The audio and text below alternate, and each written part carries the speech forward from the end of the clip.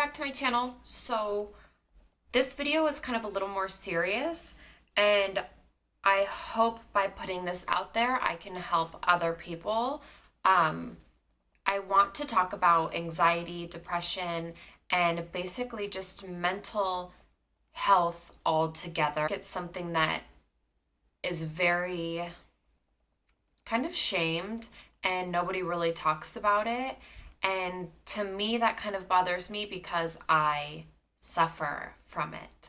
So, yeah, if this is something that, takes a toll on your life, if this is something that you feel like you might have, but you're not sure, or if you simply just want to learn more about it, keep watching.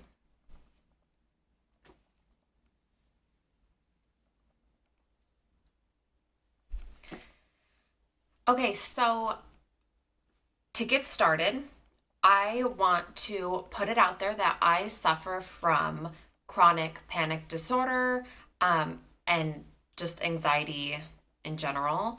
This is something that hits me really hard, and it's a struggle, and it's something that I've been dealing with kind of my entire life, but mainly since middle school.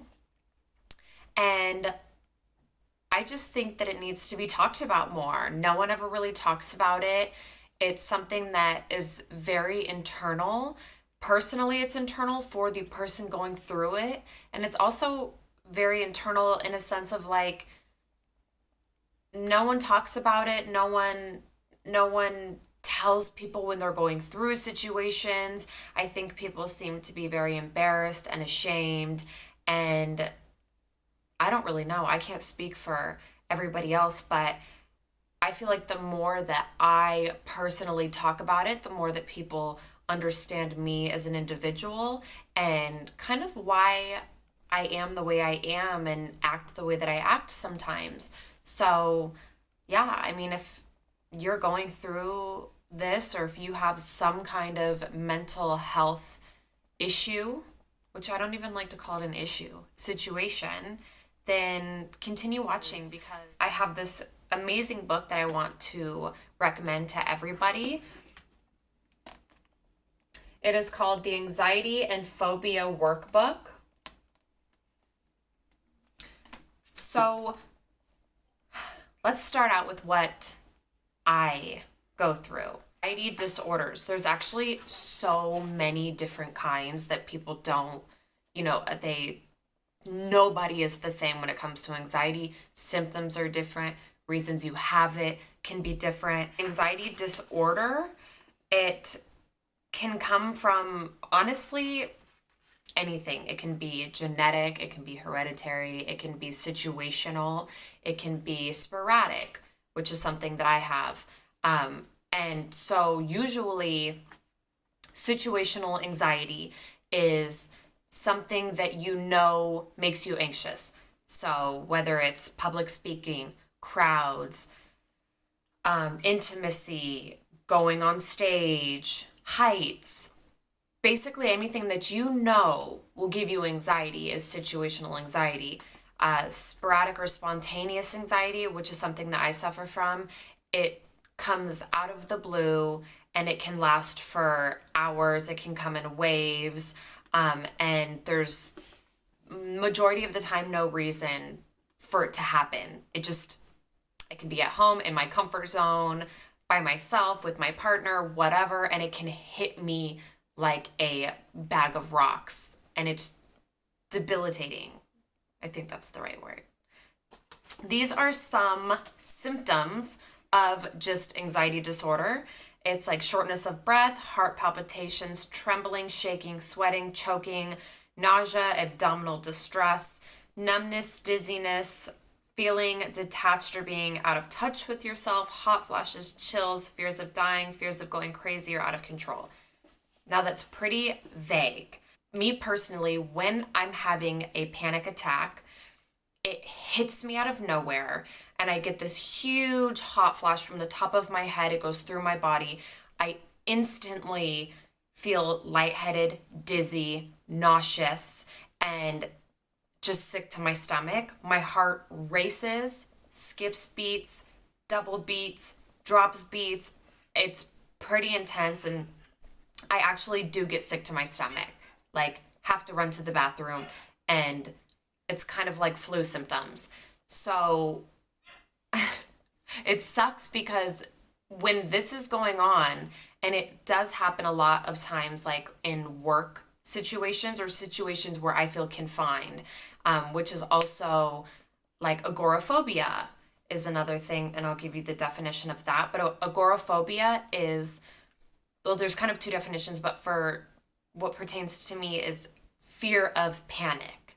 So kind of like a PTSD, but you're fearing the symptoms of panic, which is what a panic attack is, which is technically fear of fear, which is the worst because that's something you can't really, it's just, it's like a slippery slope, circly shit show. But people often ask me, when I'm having a panic attack, what it feels like. And I say, okay, imagine this. You just escaped jail, you stole a car, you have 20 pounds of cocaine in your car, you're now on a high-speed cop chase, the cop pulls you over, you pull over, and the cop is walking up to your window. In that exact moment, how do you feel? And it's funny because people laugh because they're like, that there's no way, you look normal. But it's because it's internal. So and I do get like white sometimes, but internally my body is going insane. Like insane. But usually because it's hard to talk about it and some people don't understand, and you feel like you don't want to tell people because you don't want them to think you're going crazy, you just keep it to yourself and continue to do whatever it is that you're doing at that time, which makes it worse.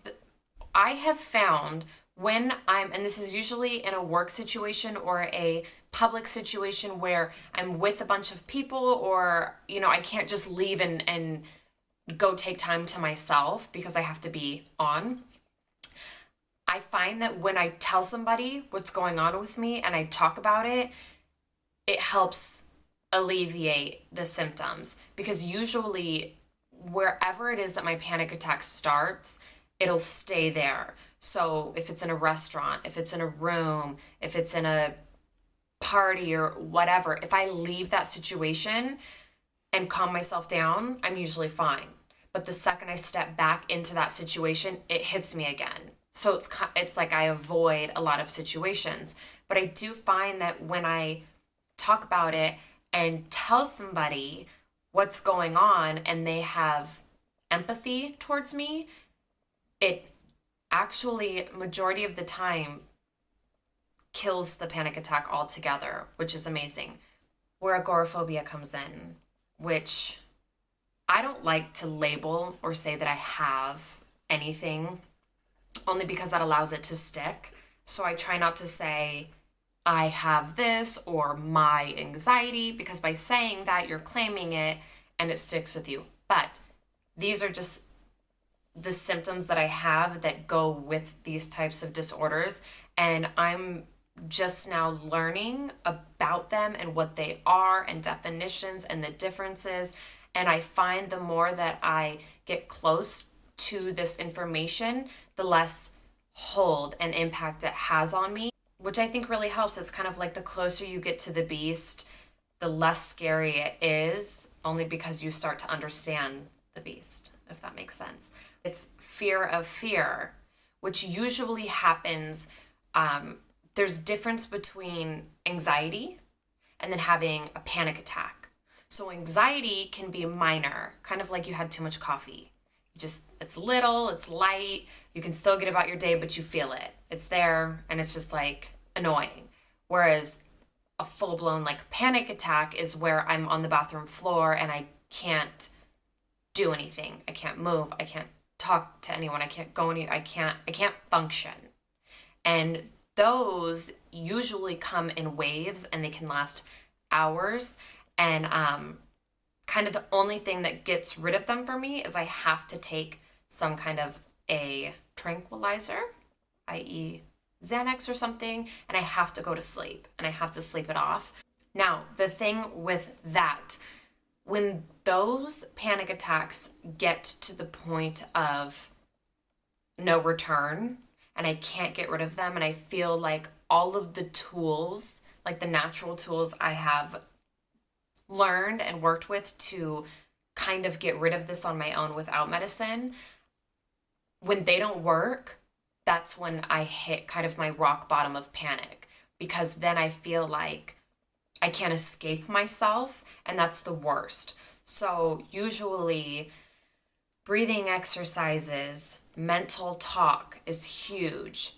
It's the voices in your head, and not on like any crazy, not even that there's, people have schizophrenia, and even that is not something to be shamed.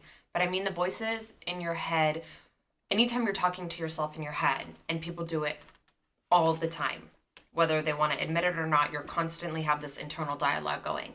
Now, with anxiety or panic attacks or any other type of like mental disorder where you're battling your own head, that voice is so important because it kind of dictates what's going on and like what's going to happen.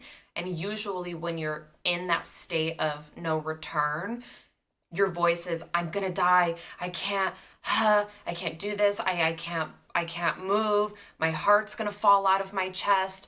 I need to go to the hospital. What's going to happen when I get to the hospital? What if I die? What if I have it? And now this is where hypochondria comes in, which my family laughs at me because, not laughs, but I think I've had like a form of this my entire life. And WebMD, I've learned to not go on that. I've blocked that from my computer because you will Google your symptoms and think you're dying. This is where hypochondriaism comes in, and it's thinking that any symptom you have is a disease. So, if there's a bump that you find, you think you have cancer and you start to freak out. Now, hypochondriaism, that is something that can also be the trigger for some people's anxiety. And what can happen is they can find symptoms or not feel good or find something on their skin or whatever, a bump, whatever, and start to panic and freak out. And then it's called the staircase. And that leads to a panic attack or anxiety. So that's also another trigger. Now, everybody's different, and I kind of have all of the above. That leads to anxiety for me sometimes. Sometimes it's situational, and sometimes it's spontaneous, which sucks because it's all of the above. Therefore, it can happen at any time, anywhere, all the time. And it's actually very difficult to deal with. I think that this is something that needs to be discussed more often. I take medicine on a daily basis. I have been on medicine since high school. I take Prozac, and it's like an anti-anxiety, anti-depression. Now, there's people that just have depression. There's people that just have anxiety. But when you have anxiety and depression at the same time, there's almost nothing worse than that mentally, because it's the feeling of wanting to get out of bed but you can't, wanting to do an activity but you can't, feeling unmotivated but anxious and crazy and feeling like you need to do something at the exact same time.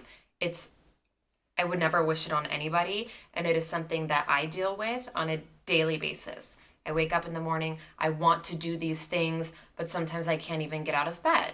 And I have days like that, and that's where the self-talk comes in as well.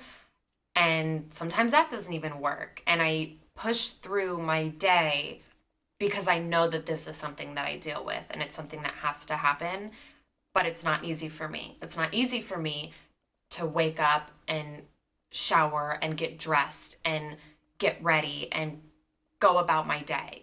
It's like every day's a struggle. And not every day. Some days wake up with all the energy in the world, but I find things to motivate me. You are somebody who's just interested in, this is a lifesaver for me. And I don't read. I don't like to read. I get bored, but I sat in Barnes and Noble. I actually just saw this because it's huge.